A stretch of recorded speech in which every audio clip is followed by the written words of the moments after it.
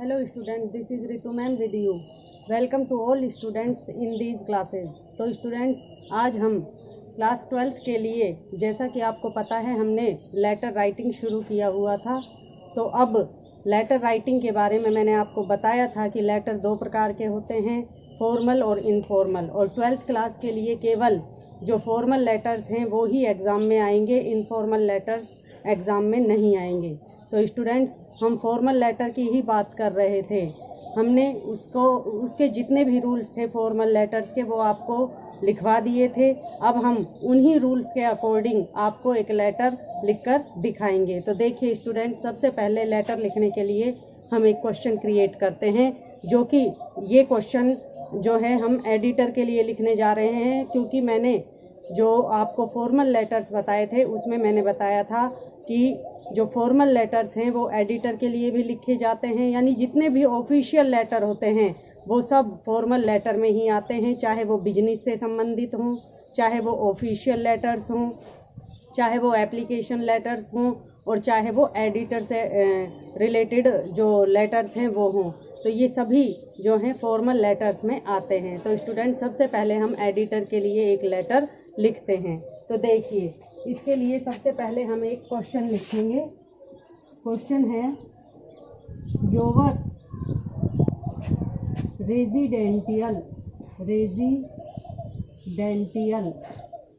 रेजिडेंटियल का मतलब होता है आवासीय, यानी कि रहने योग्य स्थान। योवर रेजिडेंटियल एरिया का मतलब होता है क्षेत्र। योवर रेजिडेंटल एरिया इज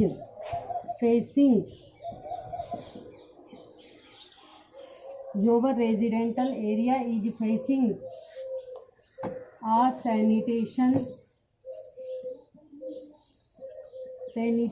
सैनिटेशन का मतलब होता है स्वच्छता।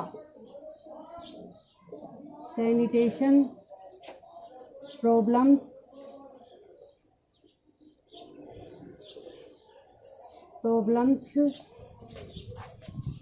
as well as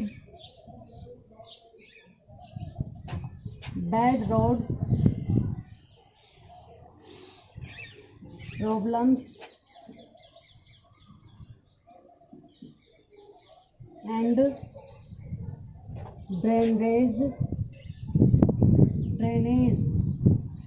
ड्रेनेज का मतलब होता है निकास की व्यवस्था ना होना।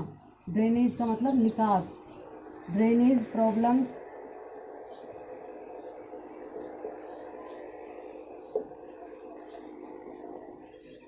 तो देखिए स्टूडेंट्स, योवर रेजिडेंटल एरिया, आपका जो आवासीय क्षेत्र है, इज फेसिंग, सामना कर रहा है, ए सैनिटेशन प्रॉब्लम्स, यानी कि कुछ जो स्वच्छता से संबंधित जो परेशानियां हैं उनका सामना कर रहा है।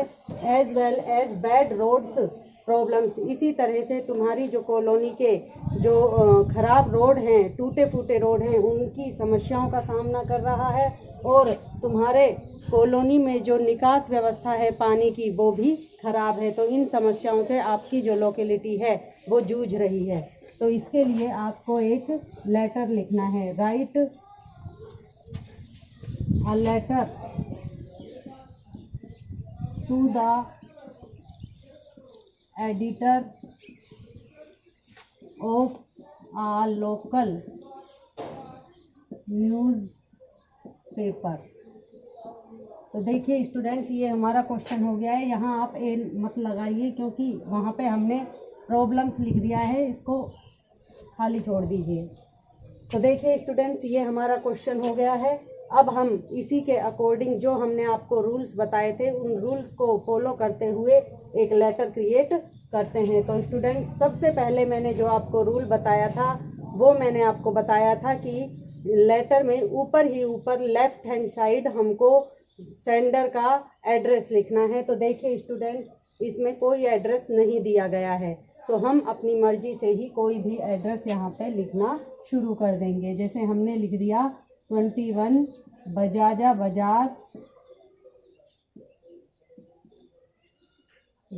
बाजार अलवर, ये हमने अपनी मर्जी से लिख दिया। इसके बाद हम डेट लिखेंगे। हमने आपको बताया था जिस दिन हम लेटर लिख रहे हैं उसी दिन की हम डेट लिख देंगे। जैसे हमने आज की ही डेट लिख दी 6 मई 2020। स्टूडेंट्स बिल्कुल डेट इसी क्रम में लिखनी है आपको।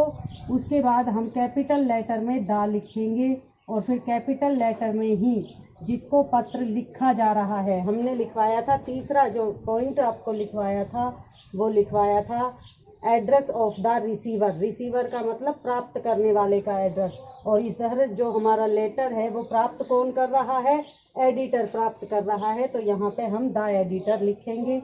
वो किस न्यूज़पेपर से संबंधित है वो हम इसके नीचे नेक्स्ट लाइन में, मतलब लाइन छोड़ते हुए एक एक लाइन हमें छोड़नी है, उसी के अकॉर्डिंग फिर हमें लिखना है। अब इसके नीचे एक लाइन ब्लैंक छोड़ के हम लिखेंगे द हिंदुस्तान टाइम्स। आपको ये ध्यान रखना है कि इनमें प्रत्येक का जो लेटर है, शुरू का लेटर है, वो कैपिटल ही लिखना है। उसके बाद जो जगह का नाम है वो हम यहाँ पर दोबारा से लिख देंगे। तो स्टूडेंट्स यहाँ तक हमारे जो 3 हमने आपको रूल्स बताए थे वो बिल्कुल कंप्लीट हो चुके हैं। अब आ जाइए चौथे रूल पर। चौथा रूल हमने आपको बताया था कि न्यू सीबीएसई करिकुलम के अनुसार अब हमें यहाँ पे सब्जेक्ट ना लिख के पहले जो सैल्यूटेशन है यानी संबोधन है वो लिखना होगा। तो हम यहाँ पर लिखेंगे सर।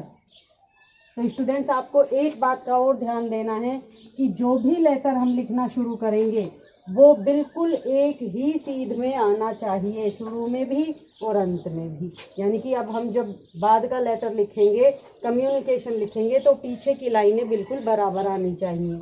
हमने यहाँ पे लिख दिया सर। इसके बाद नेक्स्ट लाइन में हम लिखेंगे सब्जेक्ट। तो स्टूडेंट अब इसका सब्जेक्ट क्या हो गया? सब्जेक्ट देखिए, हम यहाँ से लिखना शुरू करेंगे स्पेसिंग के बाद। यहाँ से हमारा जो सब्जेक्ट है वो बन जाता है। क्या सब्जेक्ट बनता है? Sanitation problems,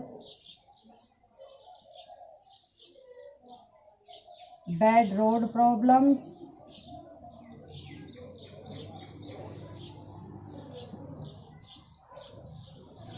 and drainage problem.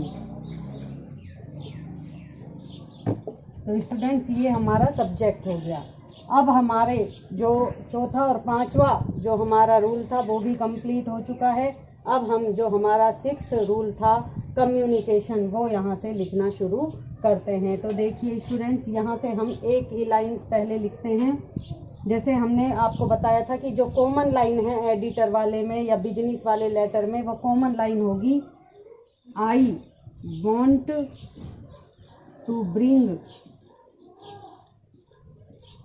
Your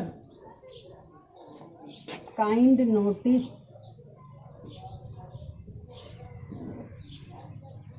the sanitation. अब हमें बिल्कुल जो हमने सब्जेक्ट लिखा है वो सब्जेक्ट लिख देना है the sanitation problem, the bad roads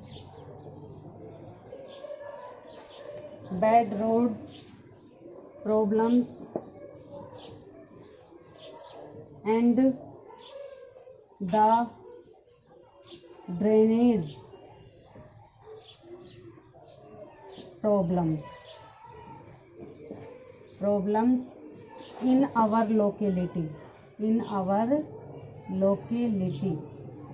तो देखिए स्टूडेंट्स, यहाँ तक हमने जो हमारा कम्युनिकेशन का पहला पैराग्राफ था वो कंप्लीट कर दिया है। अब हम इसके नेक्स्ट पैराग्राफ पर चलेंगे जो हम इसी के नीचे लिखेंगे। तो देखिए स्टूडेंट्स, अब आगे से हम जो नेक्स्ट पैराग्राफ लिखेंगे उसमें हम लिखेंगे कि आखिर ये जो प्रॉब्लम्स क्रिएट हो रही है ये किसकी वजह से क्रिएट हो रही है और इसका सॉल्यूशन क्या है। तो देखिए, the cleaning staff has been absent for a week, कि जो यहाँ की साफ सफाई करने वाले कर्मचारी हैं वो लगभग एक सप्ताह से बिल्कुल अनुपस्थित चल रहे हैं। द हीप्स ऑफ गार्बेज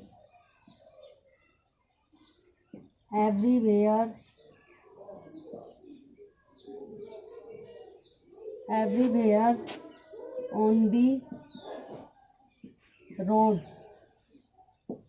कि जितने भी सड़कें हैं उन सब पर कचरे के ढेर लग गए हैं। द ड्रेन्स आर चोक्ड, कि जितने भी गड्ढे हैं वो सारे बंद कर दिए गए हैं, मतलब उनमें कचरा भर गया है। The dirty water is spreading, the dirty water is spreading everywhere on the road, सड़क पर जो गंदा पानी है वो पूरी तरह से खुला बह रहा है। और इसके अलावा द मॉस्किटोज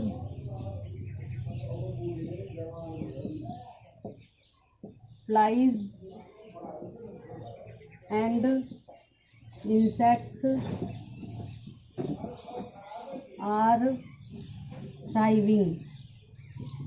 तो स्टूडेंट्स, थ्राइविंग का मतलब होता है पनपना, पनप रहे हैं। कि जो ये गंदगी है इसकी वजह से सड़क पर आसपास के गड्ढों में मॉस्किटोज यानी मच्छर, फ्लाइज यानी मक्खियाँ और इंसेक्ट्स यानी कीड़े मकोड़े जो हैं वो बहुत ज़्यादा पनप रहे हैं। So these are all the main reasons for increasing our disease.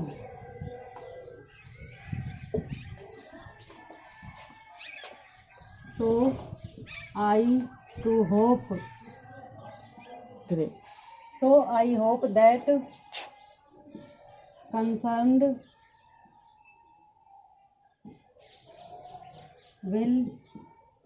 concerned will take a swift step against it. Thanking you,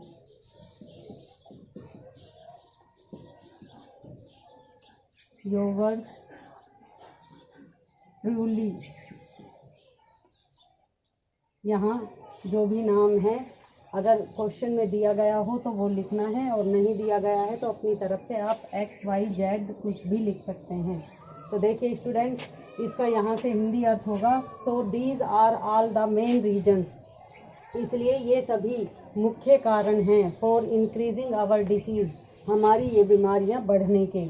so I to hope that, इसलिए मैं आशा करता या करती हूँ, दैट की concerned will take a swift step against it, कि इससे संबंधित जितनी भी हमारी संस्थाएं हैं या जितने भी हमारे लोग हैं वो निश्चित रूप से इसके विरुद्ध कोई कदम उठाएंगे। Thanking you, yours truly XYZ। तो देखिए स्टूडेंट्स, ये हमारा जो एडिटर के लिए जो लेटर था वो बिल्कुल कंप्लीट हो गया है। अब हम आपको एक बिजनेस से संबंधित और एक ऑफिशियल से संबंधित लेटर अब नेक्स्ट क्लास में आपको कराएंगे। तब तक के लिए थैंक्स।